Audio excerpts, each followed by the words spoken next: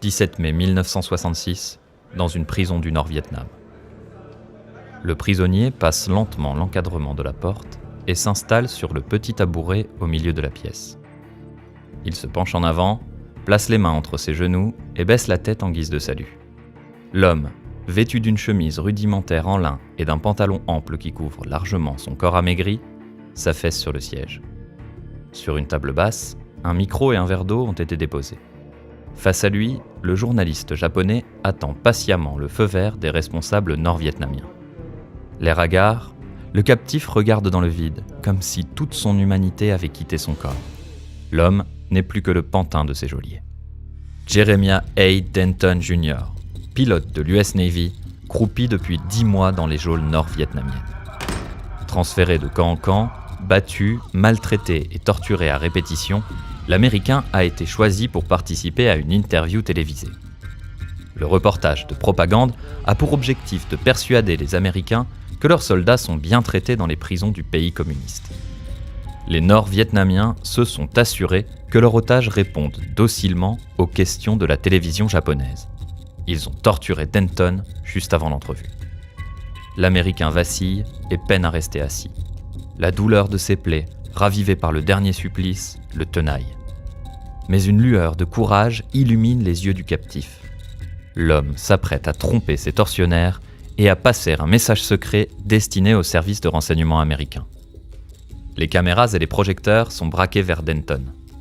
L'interview peut commencer. Là, mais coopératif, le prisonnier répond aux questions du journaliste japonais. Comme convenu, il ne révèle rien de l'horreur qu'il subit au quotidien. Soudain, Denton se met à bouger d'une façon étrange. Le corps parcouru de tics et de spasmes, le prisonnier américain cligne des yeux. Les puissants éclairages de la pièce l'éblouissent. Tout en fermant périodiquement ses paupières, l'homme continue à répondre aux questions. I get adequate food and adequate clothing and medical care when I require it. Tout en débitant la phrase mensongère, Denton est en train de composer un message codé. I get adequate food and adequate clothing and medical care when I require it. Les étranges clignements des yeux du captif sont en réalité un message en morse. Torture, torture. Pour la première fois depuis le début de la guerre du Vietnam, les Américains ont la confirmation que leurs soldats sont torturés dans les geôles de l'ennemi. Les Nord-Vietnamiens ignorent totalement qu'ils viennent d'être dupés. L'interview se poursuit, et lorsque le journaliste demande ce que Denton pense de la guerre du Vietnam, il rétorque avec aplomb qu'il n'a aucune idée de ce qui est en train de se passer, mais qu'il soutient coûte que coûte la position de son gouvernement. Le prisonnier a désobéi, ses geôliers sont furieux. Avant de retourner dans sa cellule, Denton subit une nouvelle vague de supplices. Son calvaire ne fait que commencer, il va se poursuivre pendant près de 7 années, interminables. 18 juillet 1965, un an plus tôt, Sud-Vietnam. Les moteurs des avions de chasse rugissent sur le pont du porte-avions américain USS Independence. Les pilotes reçoivent l'ordre de décoller et la formation de 28 appareils A6 Intruder s'envole en direction du Vietnam du Nord. Jeremiah A. Denton Jr., officier commandant de 41 ans au sein de l'US Navy, prend la tête de l'escadron.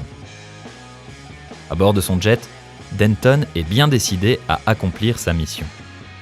L'escadron a pour objectif de détruire le complexe militaire de Tan Hoa, situé à plus d'une centaine de kilomètres au sud de Hanoï. La guerre du Vietnam a commencé plus tôt. En juillet 1954, suite à la fin de l'Indochine française, le Vietnam est scindé en 2 États. Un Vietnam du Nord communiste, dirigé par Ho Chi Minh, et un Vietnam du Sud pro-américain. Les communistes créent le Front National de Libération du Sud-Vietnam, surnommé péjorativement Viet Cong. À partir de 1963, le conflit se militarise avec une intervention croissante des États-Unis. Les effectifs de l'armée américaine passent de 23 000 en 1964 à 385 000 en 1966 pour atteindre en 1968 le pic de 536 000 soldats. Malgré une supériorité militaire écrasante, les États-Unis s'enlisent rapidement dans le conflit et ne parviennent pas à venir à bout de l'ennemi. Les Viet Cong sont des adversaires invisibles et insaisissables qui connaissent le terrain par cœur.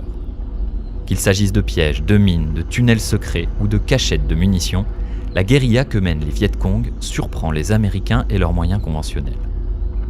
En réponse, les GI font pleuvoir des millions de tonnes de bombes au-dessus des jungles, villages et infrastructures du pays. Alors que Denton et sa formation parviennent au-dessus de la ville nord-vietnamienne, ils sont pris pour cible par le feu nourri des défenses antiaériennes. Le ciel se noircit et l'appareil de Denton est touché. Le tableau de bord de l'avion de chasse est pulvérisé. Le jet plonge, il se met à vriller. Soudain, Denton est pris d'une vive douleur à la cuisse droite. Son tendon s'est rompu.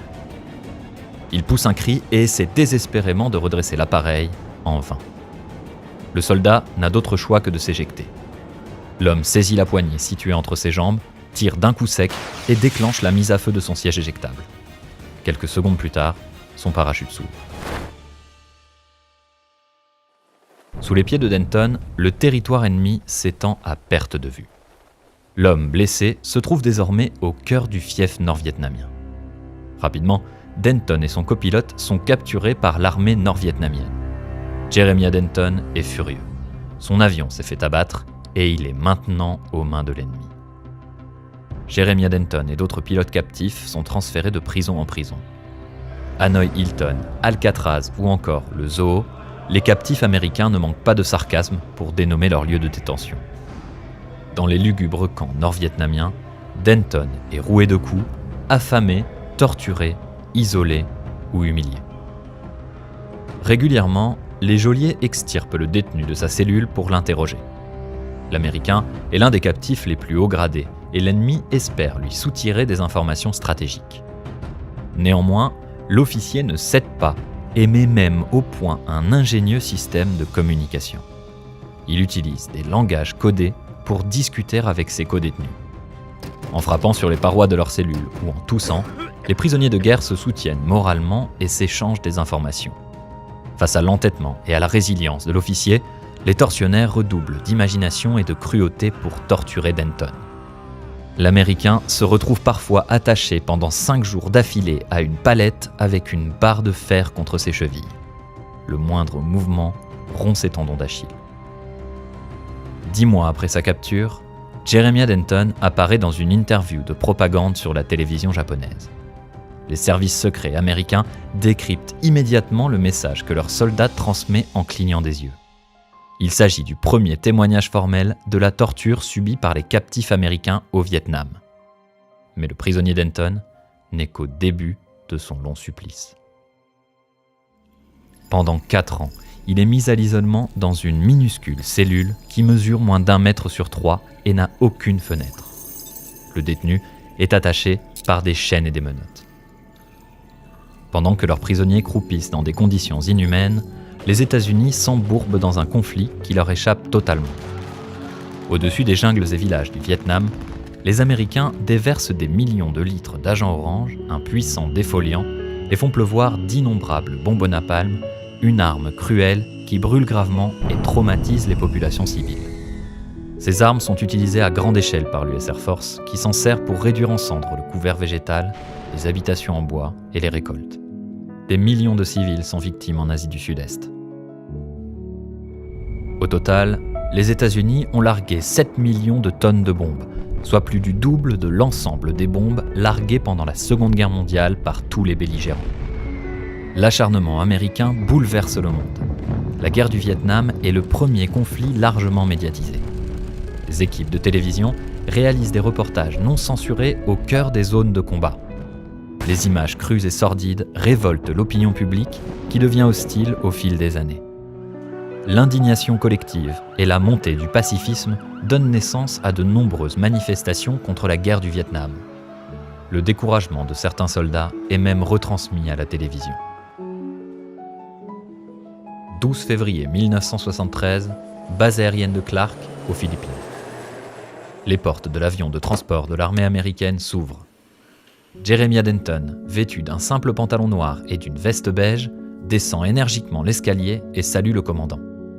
Après 7 ans et 7 mois de captivité, Denton est le premier prisonnier de guerre à retrouver la liberté. 2 semaines plus tôt, les accords de paix de Paris ont été signés.